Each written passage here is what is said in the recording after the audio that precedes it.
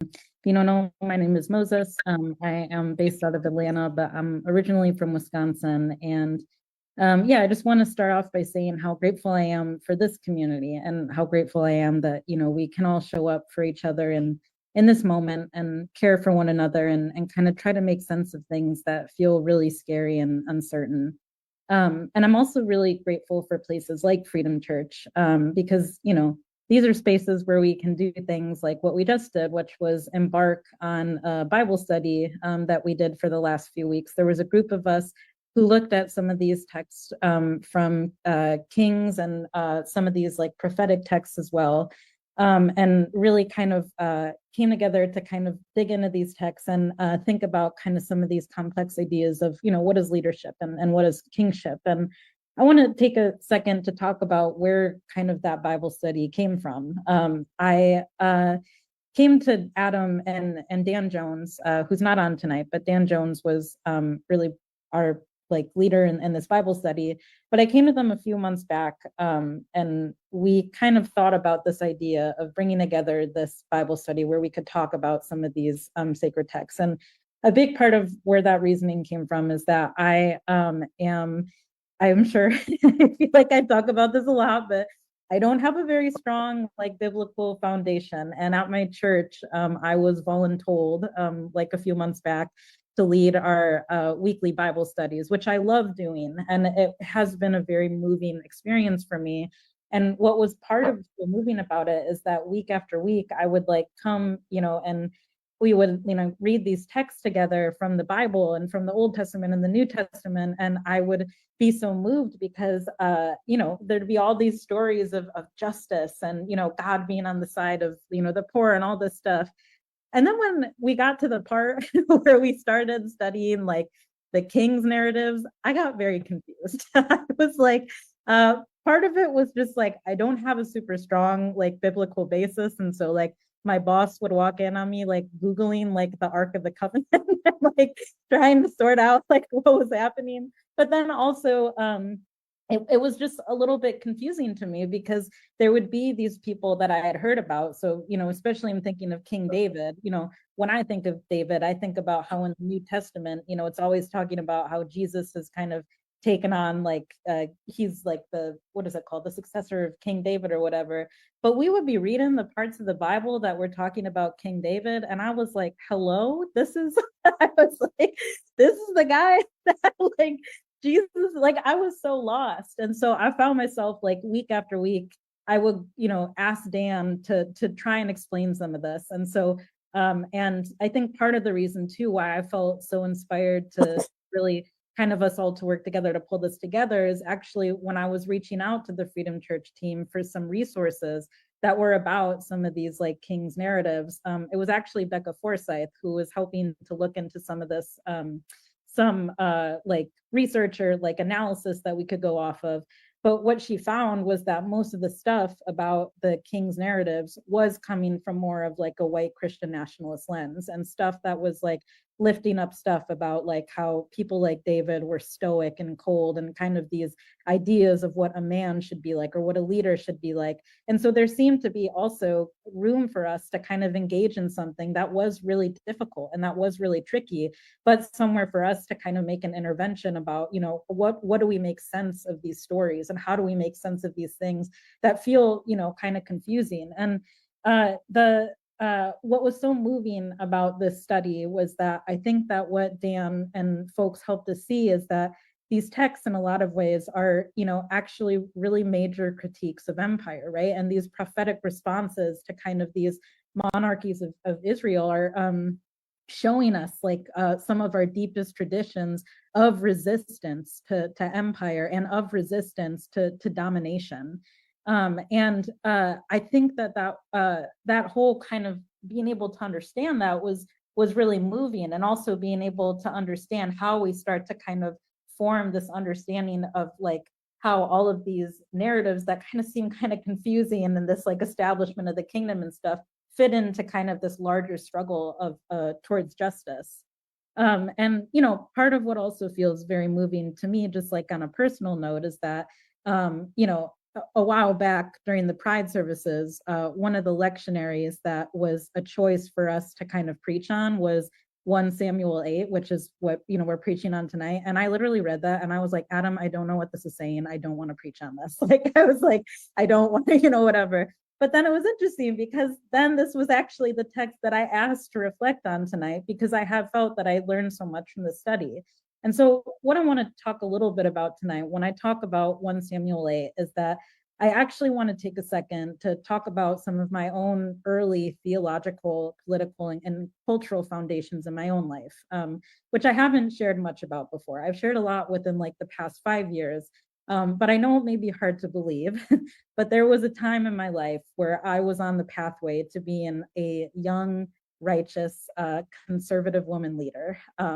My dad, who I love and means a lot to me, his political hero was and is Ronald Reagan. I can remember growing up and my dad telling me that that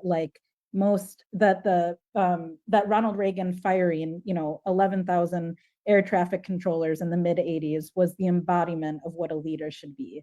It was the embodiment of the kind of person that we needed leading this country, which was someone that was stoic, someone that was tough, and someone that was powerful. And on my mom's side is Mexican, and her parents, her grandpa is a Mexican immigrant, and their family comes from a long line of poor folks in Mexico who fought in the Mexican Revolution. And my grandpa found his way to Texas in search of a better life. And my family ended up in Wisconsin after my grandpa fell out of work in Texas due to discrimination. And my mom would tell the story of taking the train from Texas up to Wisconsin, and they put all their dishes in the train. And when they got to Wisconsin, they would open the boxes with all their dishes, and they were just all shattered. And it was like kind of symbolic of what it felt like to be coming and having to uproot their lives in the search of something. But my grandpa ended up working on the line at AbbVie. And in working on the line at AbbVie, he invested well, and he ended up lifting himself and my family out of the really like dirt poverty that they came from.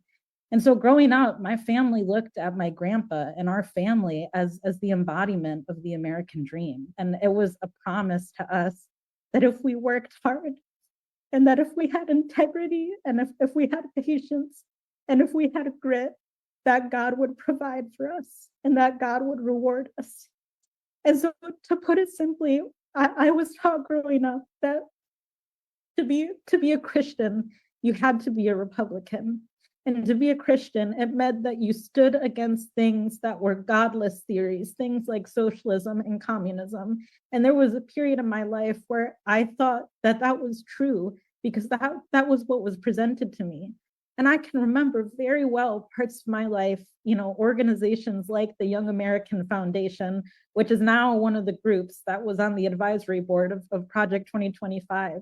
I remember Young American Foundation having programs of inviting folks like me to go to the Ronald Reagan's ranch out in California and to develop, conservative leadership and to forge a bright future ahead of us, in the United States. Organizations like this promised that the pathway to success and prosperity was straightforward and that it was simple. And that pathway was that if you lived a faithful life to God and to your country, if you worked hard, if you lived honestly, you would receive the blessings that were promised to you from capitalism. And there were periods in my life where I thought that that's what my future held. And looking back in some ways, I can understand why that sounds so alluring, because theoretically it should be, if you work hard and you're a good person and you're honest, you'll be rewarded. But I think we all know here that that's just not how our system works. And so on the night of the election, I was tossing and I was turning and I was thinking about this part of my life. And I was thinking about how several years in my own life, a certain solution was presented to me. And the solution was simple. It was revere the past kings, right, of our country, revere the kings like Ronald Reagan, and prepare a path forward for the new ones. Prepare the path forward for the new ones to take his legacy.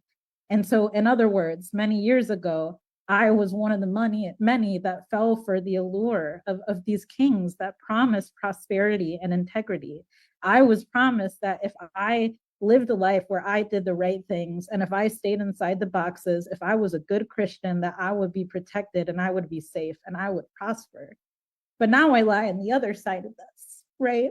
Which is, a trans person who's worked for years, with trans youth who have just been belittled constantly by the state and who have walked side by side with homeless folks who have bore the brunt of the most egregious and evil policies of displacement and violence.